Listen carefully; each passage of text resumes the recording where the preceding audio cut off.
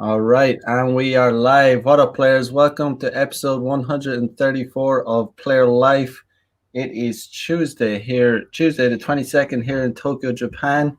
Today, I have Red Pill Thor on the stream, and we're going to talk about, we're going to talk about relationships. And are they possible in Western societies or in anywhere in the modern world we live in? Like, are they possible at all?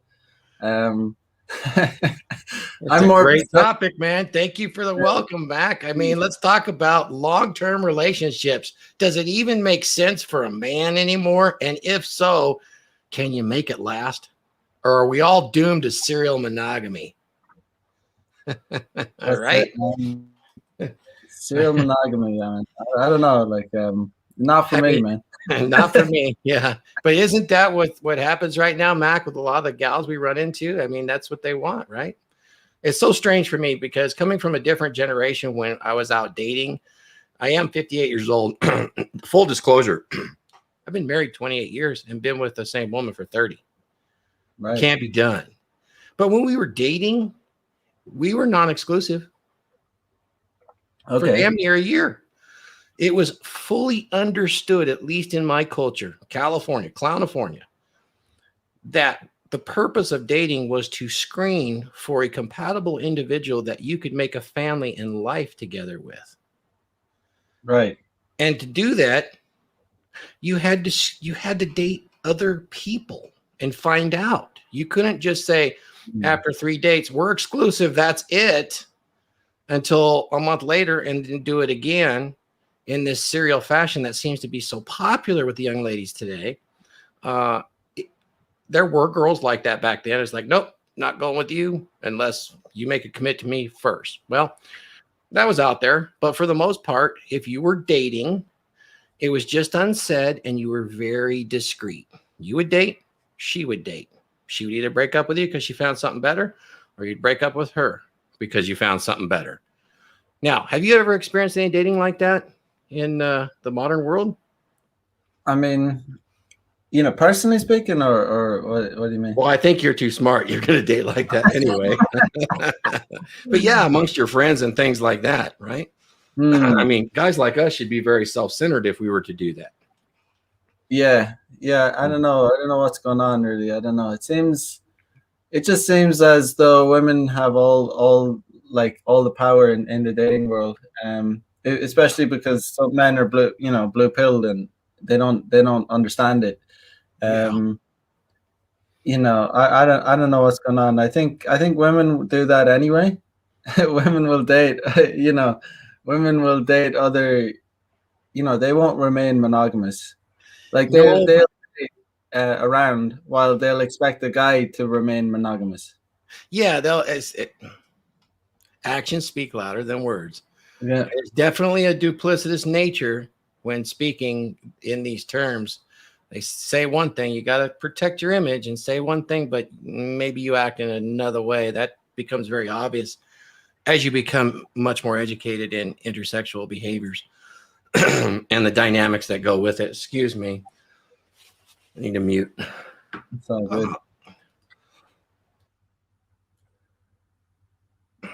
There we go. I think a little bit of my skull went down the wrong way. Yeah. So for you, I mean, you date a lot of young ladies, and you're pretty bold and you're pretty straightforward.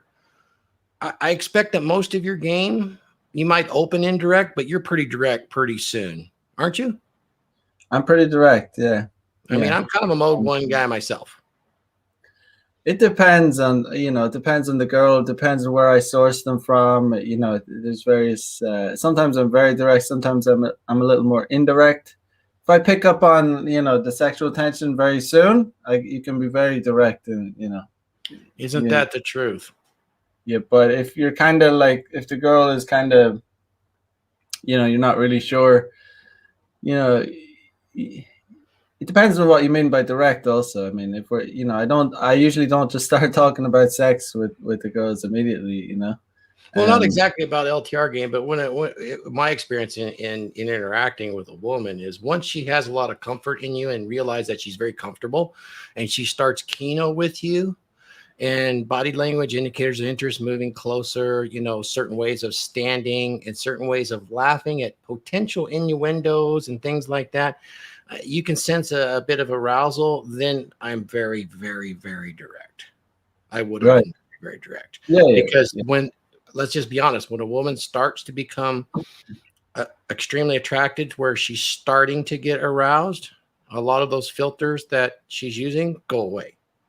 And she's Right. open and almost appreciative and respectful of a man that is very direct at that point.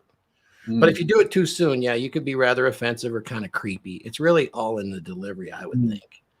Yeah. The thing about it is, getting to the sex is very there's a formula almost. You follow the formula, money muscles game, and money is the least important, by the way, absolutely. But Yeah. you know the thing is, it's like your thing is about long term relationships. How do you sustain like a long term? How do you sustain a long term sexual attraction for one person? Well, For me, it's let's get into what the course actually is about. Let's just talk about it. You're still a young man, you're a player, and in a man's life, you've dated multiple women for a period of time, and there's a little bit of work to that. And in some cases, some men face a struggle. And let's be honest, some men face such a struggle that they would just really like to have a girlfriend, and they'd like to learn to keep her forever. However, human nature being what it is, it is that women are hypergamous in nature. And how do you keep that at bay, reassure yourself, and enjoy the sex, the company, and all of those things, right? So there's plenty written out there that show red flags in relationships. Should she be a girlfriend or should she not? I'm really not talking to the guys that are talking about should I have a girlfriend or not. I'm talking to the guys that want that girlfriend longer than 6 months, because everybody puts up this brain chemistry and they become addicted to it and they think that's love, and that's designed by nature.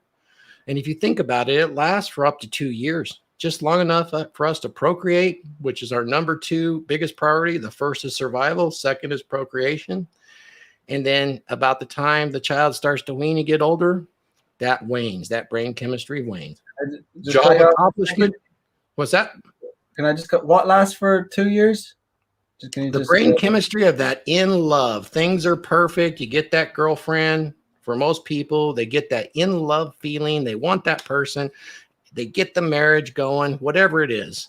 They It get lasts past all 2 that. years. What's that? It lasts 2 years. Like it's. It can last up to 2 years. It could be as short as 6 months and wane. I mean, that's just on average. We're talking the brain chemistry that makes you feel all giddy and that you overlook her issues and she overlooks your issues. And then all of a sudden you wake up one day and that brain chemistry is not there, and you smell her farts and you see her warts. Now what the hell do you do? God. The thing is, the thing I've noticed, I mean, I can genuinely say I haven't loved a girl in about since maybe I was 21, maybe when I Yeah. had like puppy love, but since then I think it's more of a choice as you get more red pilled and more It's older you very get. true. It is more of a choice. It gives you a lot of clarity because you realize what's going on with that attraction. Right. And you kind of, I mean, it's a psychological trick. Your nature is tricking you to want to mate with this person. And the women definitely feel it. The men feel it. There is this thing that occurs and they get attracted together. And you can But see it. in order for you to get that in that state of love, you have to kind of become. You kind of have to let yourself go. You have to become Mhm. vulnerable. That's why it's a choice for me. I just choose No, not it to. is. It is. And for guys like us, we don't do it that way. Mm. We know It's not. too much, but we could still love. We could Yeah. still love. Men still love idealistically. When I talk about love, I'm talking about the brain chemistry that arises. That's kind of it's the endorphins that you feel when you first meet a person. You get it right now. When you get that new pussy, what does it feel like? It's a rush, isn't it? Feels great. Feels good. You're getting the chemistry, right? And if you can get that every day, you do it. And Yeah, you love that feeling, don't you? everyone But loves that it. feeling many people mistake for love. What they're Right. in love with is they're in love with that chemistry, that drug that's in their mind. And this draws people together to get that steady supply.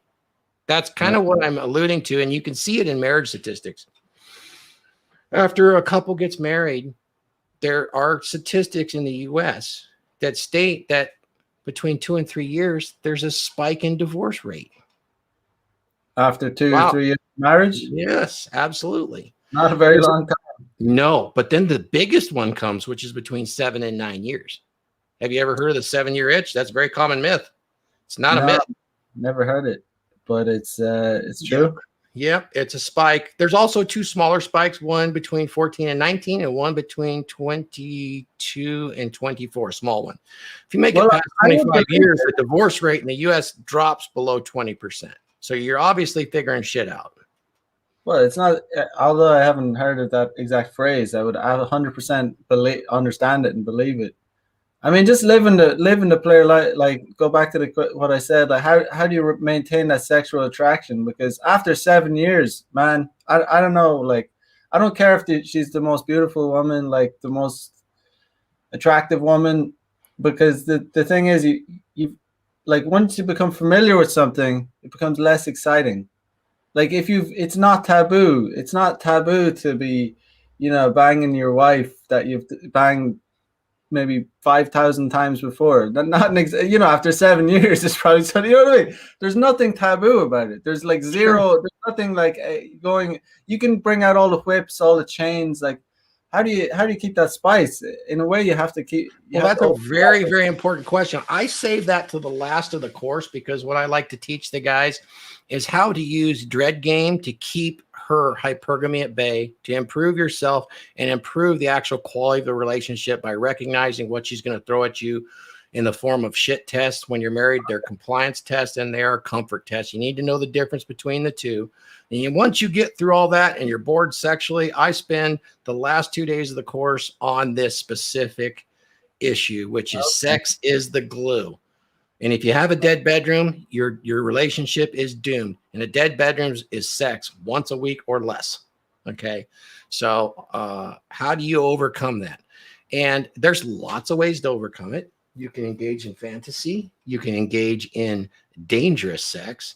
When's the last time you took your wife to a public place and slipped it in her? Yeah, now it's a little bit taboo. Believe it or not, it brings the excitement back.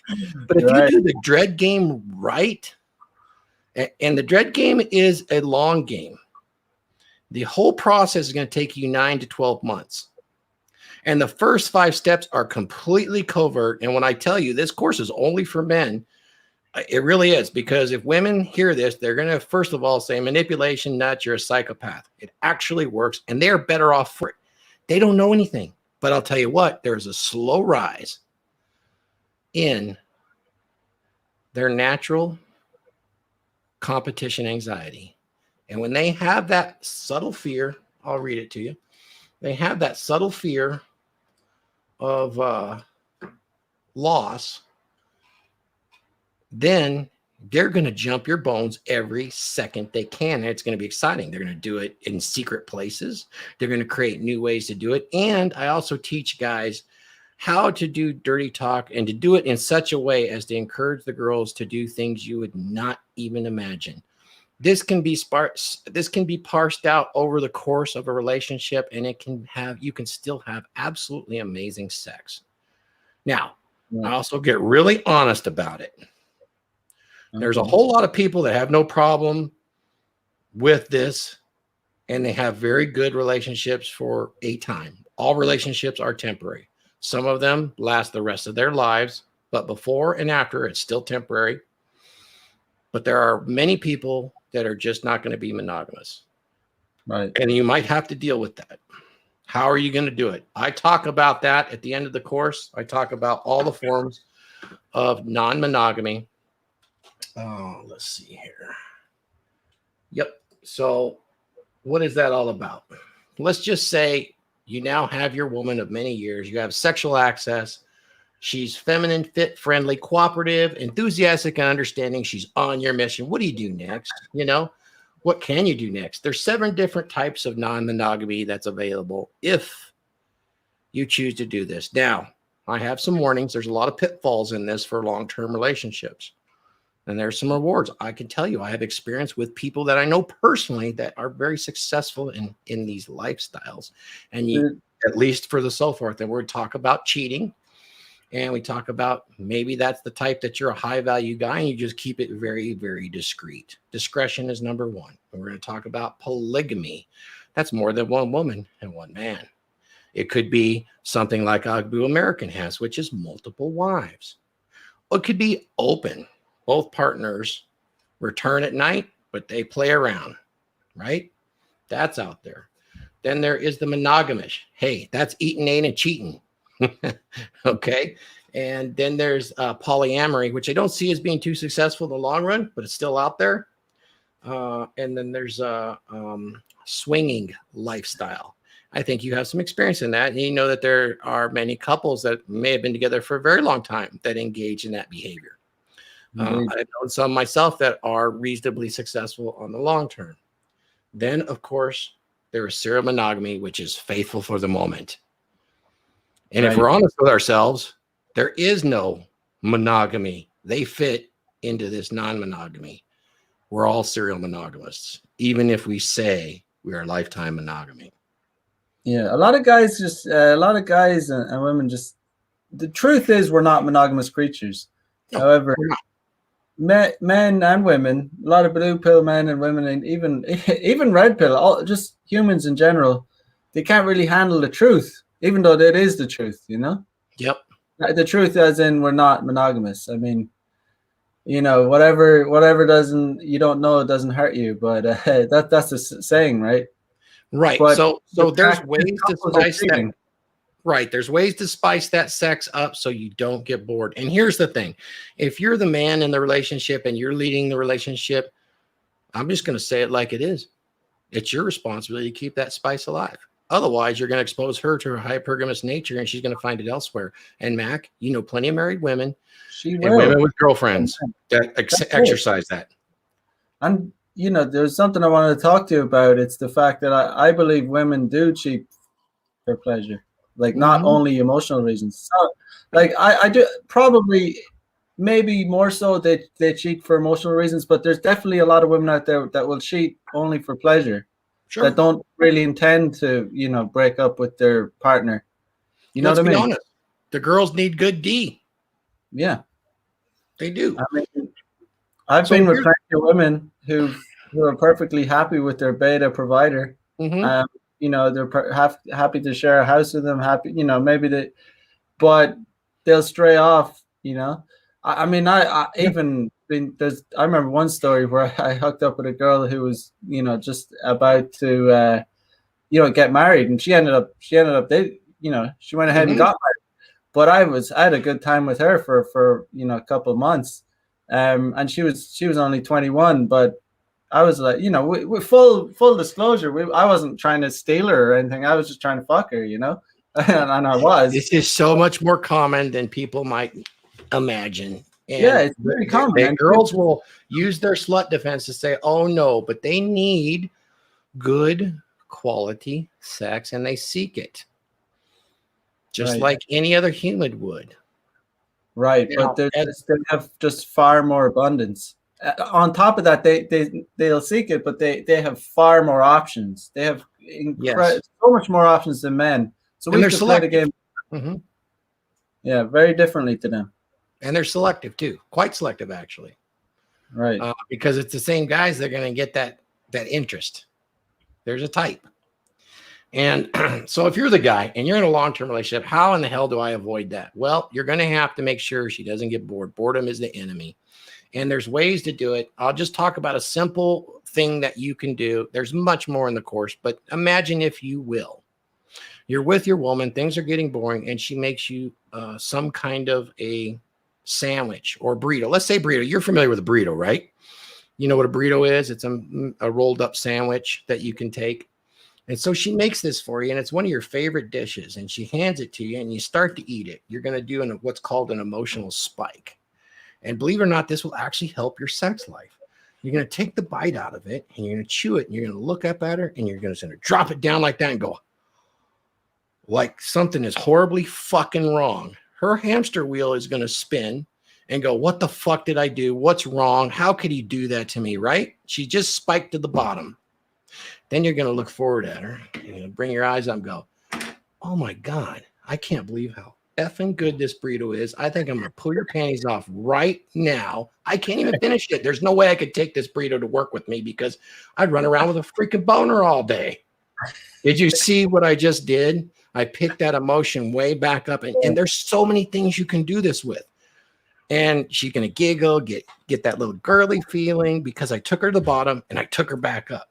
You don't have to pick a fight. There's so many better ways to do it. Believe me, you don't have to do makeup sex. You can do lots of things like this.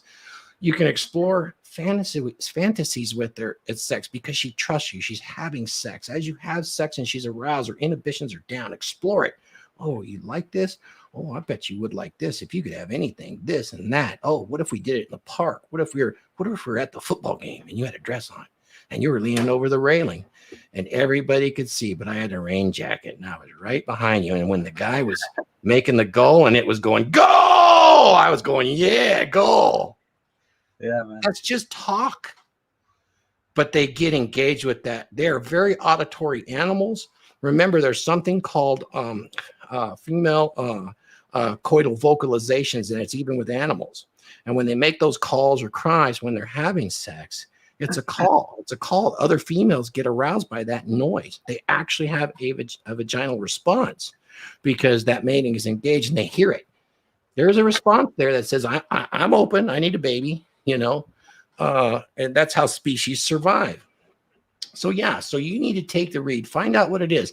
BDSM techniques are very, very good to keep spice alive because it is a push-pull and it's coquetry and in some fashion. It's push-pull. So there you have that emotional spiking. And believe it or not, that emotional spiking, the thought of a bit of taboo. Oh, she was a bad girl today. You better put your schoolgirl uniform on, bring me the paddle, let me fix you up for the day and make it a fun thing or a command thing. Or even a dominance thing. Having a dominant masculine presence, which I do teach in this class at all times, is also going to improve her desire in you. And when she has a lot of desire in you, not that she's aggressively attacking you and doing reverse cowgirl on you all night, not that, but she has that little girl, that feminine quality where she is very anticipatory of you in a sexual situation. She is going to keep it alive and fresh for you. You know how crazy it is when you have this sort of communication with a woman long term and she starts dirty talking back to you like Sasha Grey? Right. Yeah, keeps it pretty damn fresh. Oh, you like that, huh? Oh, if you had a bunch of us stacked up, you'd just bang us all, wouldn't you? Hey, to hear something like that, it's like brand new all again. I'm being very honest and brutal here to get to the point. But you create the best sex and the most emotional sex that she's ever going to have. You can't do it every time. Of course not. But you need it to be frequent. You need to be spiking those endorphins because, as you know, that's what keeps it going. So you expose it. You get extra special clothes. You play with toys. And you don't worry about things like, performance anxiety. If you have a little bit of that, screw it. Throw her over. Start the old finger job. Just play with it. Make it happen. Spike her here and spike her physically. And you will see that relationship will really tighten up. And it's kind of an amazing thing. If you haven't been through it in the long term, you end up developing what I call your favorite human being. It's not one-itis, but it's your favorite human being. And that's where you can really build empires together because you're on the same page. You're on the same mission. You enjoy each other so much. You're looking, where can we explore next? So, and it can last for a very, very, very long time.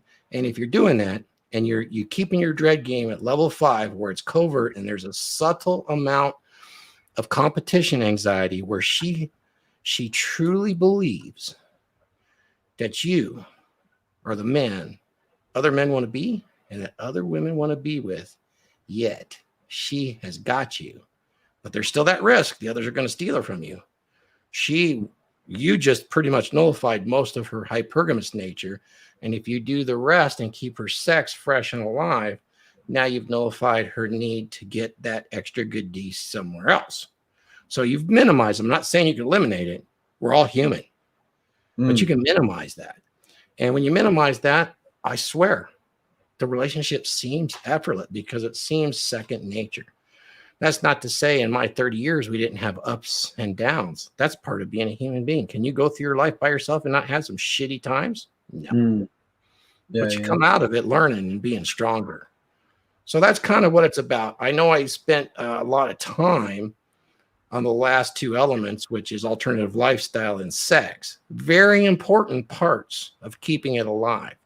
But the most important part, believe it or not, is that you are the best version of you that you can be. Because when you are, she wants to be with you. She wants to be part of that. It's a woman's hypergamous nature. It's you have to.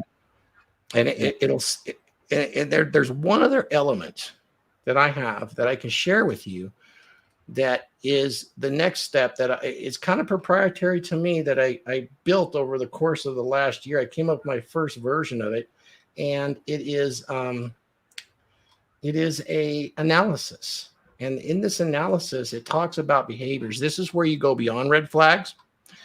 And you're past the 6 months, past the 12 months. You've smelled her farts. You've seen the warts. You looked at the pimples. You know what you're getting. And so what I've done is I boiled it down into several tools, several categories. Added values that she brings to the relationship, and added liabilities. And everybody can answer these. They're super simple yes or no's based on the behavior she's performing now. You can keep this analysis for the rest of your life. And should you answer a certain number of these at any given time in the added liabilities category, you have something to do when it comes to dread game and performance yourself so that you can correct this behavior.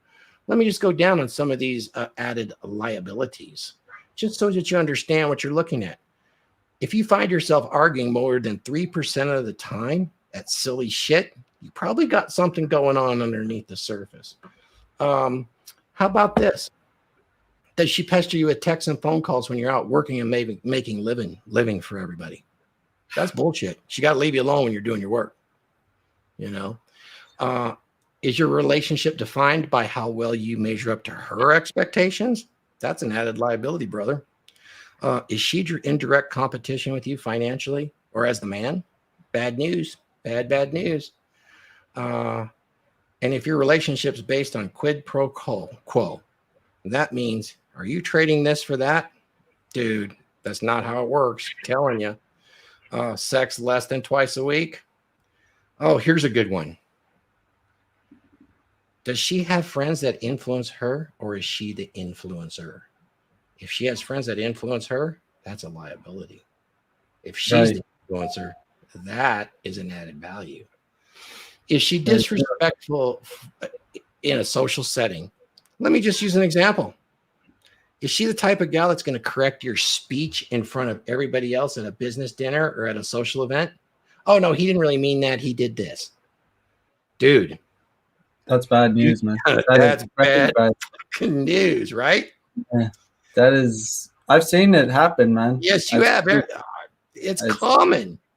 And it's disgusting. I hate it. I hate seeing it. And I hate, man, it's really. It is. It's terrible. And I'm going to give you another one. You're in a long-term relationship. Does she insist that all your accounts are joint? Why do I say this? You're both damn grown adults. You should be able to take care of your own shit, your own finances. And for every man that throws the checkbook at her, he's fucking himself up. Take care of that shit. Can she have a joint account with you? Yes. But you're going to keep your other accounts separate. In fact, you can own them all in trust. I teach you that if you're a single man, you need to get all of your stuff in the U.S. in a trust to own all of your property and assets far before you involve yourself in a long-term relationship, because the trust owns it, not you. You're just the trustee. You see where I'm going with this? Right. And, yeah, just if you're a grown adult, she can take care of her shit, but you can give her an allowance if you want. You can have that joint account, put money in it. It's not really a problem. Yeah, we might. Let's just if we might take Robert's question. He had it here for a while. I didn't see it. Yeah. if you guys ever get married and wanted to have kids, would you raise them yourself or be okay with her raising them herself? I mean, you're the one to answer this question because you have kids, right? I do. I have 4 grown children. My oldest is 36. My youngest is 32. Right. I have 10 grandchildren. I raised 3 boys and a girl. Yeah. So it's I raised obviously, all my own children. yeah, And I raised my own children with my wife. yeah. Now, my 2 boys, I had 2 boys before I got married to my current wife. She had 2 children. Now, back then, I wasn't really looking for a wife or a mother. I was raising 2 kids, and she just happened to work next to a coworker, and I met her. She had very young children, 2-year-old and a 4-year-old. I had a 3-year-old and a 5-year-old. It worked really well. But before we ever got married, we had some the other parents were not really involved. It was just us. My ex-wife had abandoned the children and left. She was gone, out of the picture. Her husband was a military guy, out of state, gone. So for me raising the children to speak to her children that had a different last name, when they turned 18, they adopted my last name. They went out Right. and paid the fee to get the court to change their name to mine. I raised the children. I always intended on raising the children. I was glad that the first wife abandoned me because I was sticking that nasty shit out and she just finally had enough and left. I was not going to give those children up. No fucking way. If I had to live in hell, I wasn't going to give my boys up. We're going to ride that ship right to the end. So I didn't give those kids up. Now, she could have been real nasty and made some shit up and been real nasty. I thank her for that. And I think I could get along with her just fine because it worked out well for all of us. But that's a question you got to ask if you're going into a long-term relationship. But let me just back up. There's long-term relationships that I'm aware of. They have no children. And they don't want children. They got fixed. They're good without the children. It's about them. And here's another thing that's an issue with long-term relationships. I talk about this in the course. When you have children with a woman, and this is really a driver in the U.S., the woman, for some reason, gets this in her head from her girlfriends and media that she's all about the kids. I'm everything for the kids. I'll die for the children, which she will. But she puts her whole life and soul and identity into the children. What happens to that relationship when the kids are gone? There's a whole bunch of middle-aged gals between, 37 and 50 that are out there scratching their head. There's no guys left for me. Thinking the grass is greener on the other side. And the kids grew up and she looked across and realized that she felt like I have no purpose because my kids are gone. Who's this guy over here that provided for us? I mean, my answer for them is, well, you should have sucked it up. And, you should have made an effort with the husband you have and accept the responsibility that you didn't. Now, he's just as responsible. If he's not leading that relationship, he's not doing it either. So it's really a guy's responsibility to lead the relationship and to raise those children. You're not going to change my mind on that. State can take them away and you can do your best. You're going to need to move by them and make sure you can stay involved. And that's the commitment you made. It's just like when you buy a dog. You should take care of that dog for the next 10 to 15 years. People don't. They buy dogs and throw them away. Yeah. I don't like people like that. Fuck that. Yeah, if you're gonna do it, you gotta go all in. But yeah, good stuff. Gabrielle in the house. What's up? So where were you? What were you talking about before that question? Well, I was going over the added values. These are different than red flags. Imagine some of the values you'd like to see in a favorite human that you'd want to spend time with. Does she genuinely seem happy to see you when she sees you? She smile? Does she like being in your presence in public? Is she respectful to you in public and social gatherings and would never say a thing bad about you, but would actually talk you up and say, my man is the greatest. He does all this, this. You want to hire that guy. That guy is amazing. That's what she should be saying to you in public, not the other shit like correcting your language and shaming you. Anyone who belittles you in front of someone, it's a giant red flag. Be that a woman or a man. I mean, it might be different if it's a group of friends and it's done occasionally, but if there's that kind of dynamic. But if there's a guy, that you, if it's, say, not an associate, or even a guy, another guy that belittles you in front of Mhm. other people, and you don't have that kind of relationship, then that's bullshit. It's the same thing for women, It both. is. Now here's the insidious part about it. You cannot see any of this behavior because the brain chemistry is there, the behavior doesn't exist, and it lasts for years. You've never seen it before, but now she has developed some contempt for you and has lost attraction. Watch what Right. happens when a woman And loses attraction for you. right, right, Now it crops up suddenly. You have this analysis say, oh shit, what do I do now? Oh, she is so bad on this list. I'm going to immediately take care of myself, and then I'm going to make it really clear to her she's so bad with this stuff that you're not fucking me. Other women will. What's it right. going to be? You have the first right of refusal. Straighten up or get out. So what you're saying is these women develop contempt for you for allowing them to, to get away with the belittling comments and the bad behavior. That's what you're saying, right? That is a part of it, but they can genuinely love you and like you. Remember how women love. They love differently than men, where we love idealistically. They're opportunistic, right? So as everything's good, you're doing your part. It's all good, man. Now you broke your leg, you lost your job, you're not bringing in the income. Time goes on, you're playing the video game. You're healthy, but you can't quite get the job back, because you like playing the video game. Whatever it is, she gets a little bit of contempt for you, and she loses her attraction to you. She starts to say things like, I love you, but it's more like a brotherly love. Oh shit. You've Yeah, heard that's, this in long-term relationships, haven't you? well, I You know, mean, that's a loss of attraction. And she'll start to argue with you over the silliest things. Like you'll say, wow, look at how blue the sky is today. She goes, not really blue. It's kind of gray and purple if you really think about it. Dude, there's no yeah, reason to say that. That's some contempt. She's telling you something. yeah.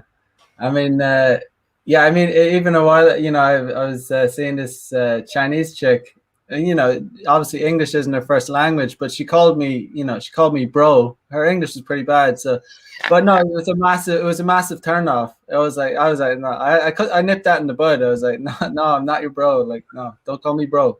But Yep. but it's might have been a little bit different because her English wasn't great, but still the same thing. You brought up, if they see you like that, even in terms of language they use, getting, if they see you in any kind of friendship way, I mean, I don't know. For me personally, it was a massive turn off. I was like really turned off when she said that. So you're Even looking, though, it is. Yeah. huh? And so you're looking for those kind of behaviors because they could creep up over time. Other good ones that can creep up as she gets more attracted to you, and you've established this underlying current of competition anxiety. She's going to be proud of you, and she's going to do things for you to generally please you and be fulfilled in doing it. That's important. That's an added value. You can see that in a person after 6 to 18 months. Maybe she would be a good girlfriend. Does she make it a habit to think about you before herself? That's rare. And if she's doing that, you might want to pay attention to it. It might be worth sticking around for that. Does she make your priorities her priorities? Yes or no? A yes is, wow, that's an added value. A no is, okay, she's not there yet. Does she take time to learn or participate in the things you are most passionate about? Think about that for a minute. She starts mirroring you. She's really into you, man. All right. That could be very much of value to you. You could actually have a favorite human right there that could really elevate your status, build an empire with. It is possible. Will it be difficult? Yes. Must you be on your game? Yes. Must you know more than her about her own sexual dynamics and nature? Yes. But is it worth it? Yes, because once you do that, it seems effortless. And I can tell Right. you with experience that is like that. So yeah, is this like course directed at a certain demographic? It's obviously Mm-hmm. directed at people who are interested in having a relationship. Yeah. So people who think that they like, or maybe that they're in a relationship. Is that the case? Yep, already. it could be a couple different demographics. At all the guys that are out there right now that seek, dating coaching, learn to be players, all that stuff. There's a certain amount of those guys that do it and they get tired of the game. They just don't want to Right. put in the effort. And secretly, they'll admit to you, you've done coaching, they just want a good girlfriend. Right.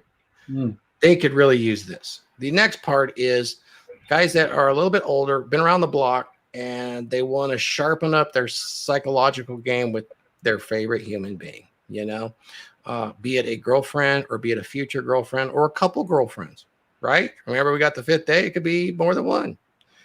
And then also guys that are already married and starting to suffer with the compromise of a slacking bedroom and the thought that she's starting to show some of these added liabilities. This is where you can correct it. It's going to be not a quick fix, but I promise you, this is the best dread game you're going to get out there. Most comprehensive. I have all the research materials and I have all the references that are there. This is not entirely mine. I'm standing on the shoulder of giants. Only the proprietary analysis did I come up with after all of this, but I have bundled it in such a way that you can put the two together and just get right to the meat instead of having to read 15, 20 books. So that's the demographic I'm after. I think pretty much any player out there could use this information because really, if you're seeing a girl for more than a month or two, a lot of this stuff really works with them. Right. It really does. So you could even use, I'm sure the material will help for guys that don't even want a long-term relationship. It's just like inner game and understanding game, right? Yeah, and just understanding what your tools are to deal with shit tests and the different kinds that are out there. In long-term relationships, you tend to get more comfort tests. In short ones, is not so much. You're going to get the regular shit tests, which are kind of compliance tests. They're going to be kind of thrown at you to test your manhood, a little bit annoying, things like that. You're going to need to learn the techniques to deal with them, which is, amuse mastery, agree and amplify, the power flip, the redirect, throw down the nuke, the ignore. And then you only have 4 tools with which in a long-term relationship that are effective. You have the ignore. That's the consequence. There's more to it than that, but there's the ignore. Then there is the removal of attention. And you selectively remove that attention. The big one. And then the third one is a real serious one, and that's affection. Shit's got to start going south when you do that. That's really when the bedroom shit needs to get fixed on her side. And then the final one is your presence. You're withdrawing, and that means you're gone. You can't be text. You can't be shit. You're gone for the week. Sorry, bye. And that's the one that you use when she knows that if she's not banging you, other girls are gonna. Right. And you have options. It has to be that way. Yeah, and if she knows you have those, you don't have to be that explicit. It loses some of the magic if you're going to tell her all this stuff. You just do it. Yeah, that's the big thing. It's like, if it's true, if it's real, you don't even need to say it. Mm-hmm. That's the thing. They're so good at picking up on it. You just don't have to do that. Yeah, like even when you're in terms of game, like regular game, like girls know when a guy isn't getting laid. They know innately. It's really hard to fake it. Mm-hmm. You kind of have to live the lifestyle, and then you don't. Guys that go off bragging about how many girls they start vocalizing and telling girls, "Oh, I have this girl and that girl." Girls are like, "This guy's full of shit," and first of all, it's not attractive to them to hear it. They don't get me wrong. They want to know that a guy is has other like that. That'll turn them on to know that a guy has other options. But if a guy comes out explicitly saying it, it's this guy's insecure. This guy, it's an unattractive thing, right? But if you're actually really about that lifestyle and you really are a player, you don't even need to say it. They just know by your fucking behavior, by this, that's very astute of you. That's dominant masculine behavior. Now we go into that in a bit in the course, but I could come on and talk about that some other time. I got quite a bit on that, and that's dominant masculine presence or body language and behavior, which is, just some of that stuff, just taking up that space or that smell. And I don't know that it's a smell, but it's a smell that, he's got her on him or he knows. Dude, yeah, man, that gets right in there quickly, and it's amazing. Yeah, man, we could talk about that a lot, I'd say. But Yeah, it's definitely, the rich get richer, the poor get poorer. So you need to, if you're in a state of, where you're not getting much, and you're in a state of scarcity, you're thirsty for new women. You have to employ, you have to be strategic about it. You have to understand, you have to learn, because you'll kind of dig yourself a hole, the less you get. Do you agree with that? Yeah, I do. Yeah, And a lot of guys do dig themselves they start digging themselves a hole. It gets worse. The more I the know. more the more they thirst after women, the more desperate they get. And And then you that can see it. desperation comes the pheromone. There's something, like I was talking about pheromones, something about it, women can pick up on it, sense it. So you have to be congruent with who you are. Yep. Like, and then, And, build up. yep. And I'll tell you, you could prove it right now looking at the videos like this on the internet. You'll have guys out there that'll remain nameless that come out there and they boast that they're real sneaky about it. I personally don't give a crap about lay count other or body count other than, you need experience. But there are guys out there says, I have 1,300 lays. Yeah. Yeah. He's counting it. He's got 3 or 4 girls he's been with for 10 years, right? Yeah. A leg It, count's different than a body count. Guys that boast, you know, I talk about masculine dominance, and you'll see a lot of guys boasting. They got the Lambos, they got this. I know Myron Gaines, I know this, I know Mac the Day Gamer. They're doing all this, puffing up. And in reality, if you do have that masculine dominant frame, girls see right through that. You're that guy that just sits there, it's kind of quiet. And then when it comes up about the Lambos and it comes up, well, what about you, Thor? What do you think about that? I might have had 1 or 2 of those. And then that's you really reveal, that's the then real you ball. reveal what you actually know. And they feel like they've discovered a secret and a mystery about you. I don't have to tell them shit because their hamster wheel's spinning now. And Mm. that's way more important, especially if you combine it with some sort of look that you own outright. You'll see these guys that are emo and you go, how the hell are they getting girls, man? They own that shit through and through. That's masculine, even Mm. though it doesn't look like it. And Owning yourself, owning who you are, being congruent is attractive to women. mhm, Being fake and full of shit and insecure is very unattractive to women. mm, Extremely unattractive. And when mhm, that's why women will be very contemptuous towards guys who they discover to be full of shit. They'll be yeah, very contemptuous towards them. That's why there's, women literally despise guys like that. Like, because they'll try and take, they're they're trying to bring in even laws. I don't know, some yeah, places in the Western world where if a man lies to a woman about something, that she can somehow prosecute him. I'm not yeah. sure. I've heard, stories. I've seen stories. I think in New York they're trying to. I think in London, in England, they're trying to bring in laws like that. Yeah, I don't They, agree with those laws, but I kind of can understand it. I mean, haven't we I don't all? agree with them. Of course, I don't agree with them. But I'm Yeah, just using them as an example yeah, to show like how contemptuous women are yes, towards men who lie and who are insecure. And that's the brutal, honest yeah, truth: is that women actually hate guys that are insecure and that will make them out to be something that they're not. It's a tricky one, right? Because guys have to, like, they're trying to compensate in a way. hmm, They're trying to make up for something, right? oh yeah, Because men are about action. We have to try and so guys get it into their head. Oh, women like assholes. Women like cocky guys. Women like, so they start overcompensating. You get me? yep. It's an ego protection. You Yeah, can it's see it an all the ego. time. You could see it in groups of men too. When a man's trying to establish some sort of ranking inside of a group. Yeah, I mean, we all know that guy. He's been a shuttle pilot. He's been a longshoreman in Panama. He's done everything in the freaking world, right? Oh, by the way, he's 33 years old. you know so we see that sort of ego protection, especially when we're doing counseling or coaching or performance coaching. You'll see it.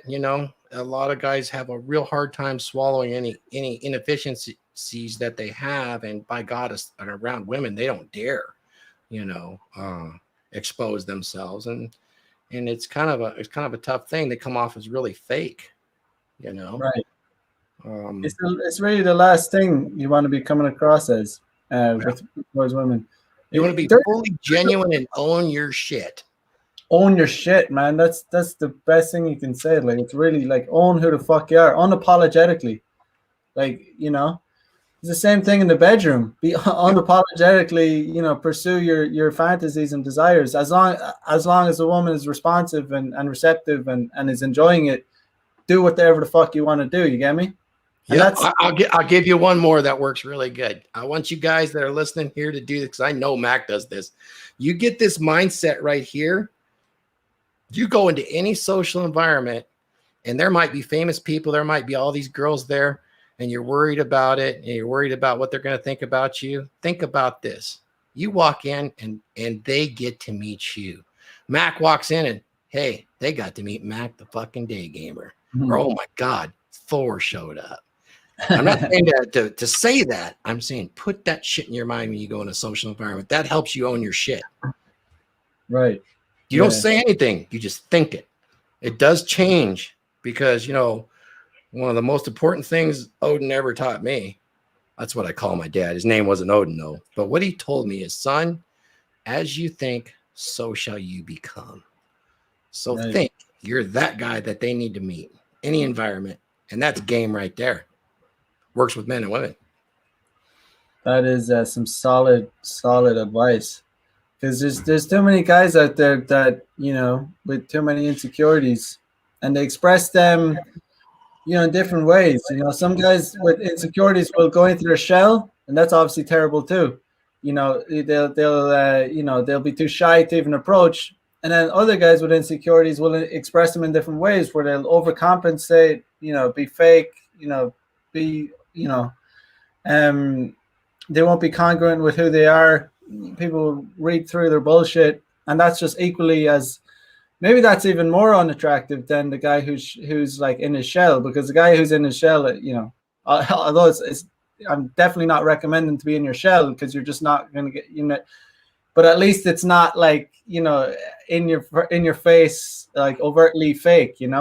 Um so it is a tricky one, like, because there has to be a balance, but like you said, the best advice you can give is to own who the fuck you are, like, just embrace it and become the best version of yourself.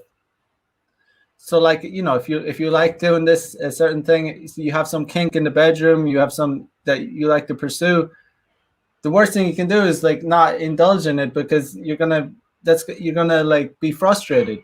That's how guys end up getting all kinds of, like, sexually frustrated. Even it can result in erectile dysfunction, you know, by them just holding back who they are, because they're not expressing who they are. Very important. That's important in a long-term relationship too. So, Mac, you are the consummate gamer, man. You are constantly bringing in new stuff. Can I ask you a personal question here? Do you have any regulars you see year in and year out? Regular year in year out. I It tends to reach a point, not year in year out. I think it would tend to fizzle out after a year, because it Okay. gets to a point where it's like, what's the point? It gets too much. Okay. I tend not to do long term. A year's kind Yeah, of long, though. a year is long. So yeah, even a year, like, I don't have any. Okay. Uh, there has been there's one or two girls right now here in Tokyo that, I might hook up with them once every 4 months or something, like, so. I think I've known. I think there was one girl I met. But it's just very, very rare, like, but they're not. I don't go on dates, and they just randomly come over, So like. how long do you keep a main usually? There's not a science behind it. As long as it remains good, as long as Okay. it remains real kinky, and I'm excited, and it remains taboo. So, to be very honest, a lot of them don't last very long, and that's the that's the lifestyle I live. Well, It's like dude, very, that's up to you, man. player lifestyle, man. It is Yeah, what it no, is. no, no. I love it, man. I love what Yeah. you're doing. It's an abundance mindset. I could, like, clear out, sounds harsh, but I could clear out all my girls right now and start afresh, and I'd be excited to start afresh. It's like, yes, a new Yeah. a No, new you know what? I appreciate and I honor that. Now, at the same time, those guys that can't really see themselves doing it, because we all know in reality, not everybody can do what you're doing. Some can. it can be done, but it takes calibration. Yes. It takes some serious calibration. A lot of guys just don't think it's possible. Even logistics play a big point. Look, Yep. listen, I'm here in Tokyo. It's a big city. There's endless options. If you're living in you know, Mm-hmm. like if you're living in a town of 100,000, you couldn't live the life I live. You just couldn't. All right, you couldn't do what I did live in a town with 100,000. Mm-hmm. Some guys live in a town even smaller, like 50,000. You think you Mm-hmm. can go out fucking banging new girls every week in a town 50,000? No, you get ran out of the town. And there's a lot of guys like that. And you know what? You can have that long-term relationship. And also, I know guys that have a long-term relationship with more than one woman, and the women are okay with it. It's Right. possible. It's possible, absolutely. I mean, as long as you're alpha enough and dominant enough, and she sees you as high value enough, she'll be willing to share. Mm-hmm. If that's if she realizes that that's what you're really into, because as you know, like a lot of women just they get in female nature, a lot of women get off to pleasuring a man. That's Mm-hmm. actually what pleasures them. The And you're fact that going to encourage that. I'm going to sound like I'm an evil cult leader right now, but you will use operant conditioning. There is a portion of this course that is operant conditioning, but is it really? Is it really operant conditioning? Is it really manipulation? Is it the end result? The woman is fulfilled and happy with the situation and blessed to be in your presence? Is it really? I don't know. I don't think so. I think if you stick together and you end up with children and you're there for a long time, and yeah, you use some operant conditioning techniques to encourage her and to fulfill her and make her happy with that role. What's the harm in that? right, Religion's done it for thousands and thousands of years. right, So I'm going to yeah, show you how to do it. I'm going to show you how to do it. yeah, man, yeah. Thor's the man for it, for sure. So yeah, man, like when does this course open? Okay, this course opens. You can pre-order anytime right now, but it's going to open for official enrollment on the 28th of June. It will stay open until July 3rd. Then it's going to close forever. And then after that, it's going to start on July 5th, 5 p.m. Pacific Daylight Time. And it's a 2-hour lecture series every night for 5 nights and an hour of Q&A afterwards. There will be special guests. I don't want to say more than that because there might be some stories and examples that we'll need to remain nameless and have some discretion with. But those in the course will know.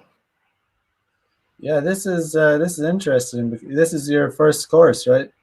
It is. And I just didn't do it overnight. Over a year ago, having been involved with MLD and the rest of the Red Pill folks, I, for some reason, got a lot of requests because guys knew I'd been married for a very, very long time. And there was a lot of requests about, dude, how do you do it? How do you keep it fresh? What's going on there? And I thought about it a little bit, and I came up with half of that proprietary analysis on what do you look for after you actually have a girlfriend? What am I looking for so that it doesn't wane? Because we all get complacent and we stop paying attention to little behaviors. It's easy to do. Well, it's just another day, right? No, you need to remind yourself constantly. It seems like work, but it's not. Once you know them, you can pay attention to those female behaviors, and it's second nature. You see it in others. And once you do that, you use the operant conditioning to make sure she's fulfilled and happy. And you can't tell her this stuff. You just do it. And Right. some of it is, I'm just going to tell you, probably going to go to hell for this, but some of it's emotional spiking on purpose. Okay. But you got to do it in the right way. You can't just pick a freaking fight and expect to do that. You're going to destroy yourself and you're going to have a lot of problems. Don't do that. Yeah, you're gonna So, fucking build up all this stress and shit. no, That's why no. I like what you're saying The because outcome of it's this is very good and it's very subtle. yeah, And you're going to start at square one if you're in a long-term relationship. Start at step one. There's going to be 10 steps. Each step is 1 month. The first one is you're going to get yourself into shape. You're going to start reading some books. You're going to start getting up early, staying late. You're going to do some shit to take care of your shit and dial your shit in. It's all about you being that guy. Step 2 is a little bit more. Step 3 is a little bit more. Step 4, you're going to start talking to other women, not flirting. You're just going to talk in every social environment. You're going to be cautious on this, but you're going to be very, very social. And you're going to project what you have acquired in the last 4 months.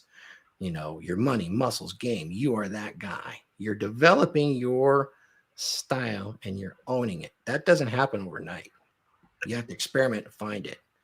And then step 5 can happen anytime after that. And what happens at step 5 is you are definitely now going to flirt. You're not telling her, but you're going to flirt. You're going to flirt with other women and hone your game skills. Okay? It doesn't mean you have to go and bang them. Doesn't mean you have to do anything.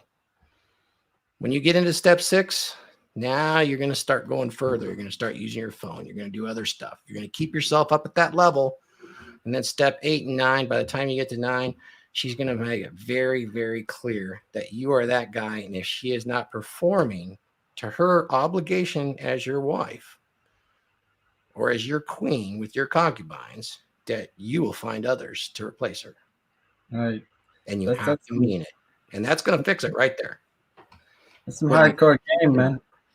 Because it's it's very much in our nature. A lot of guys think, they're doing something wrong if they're Skull, Carl.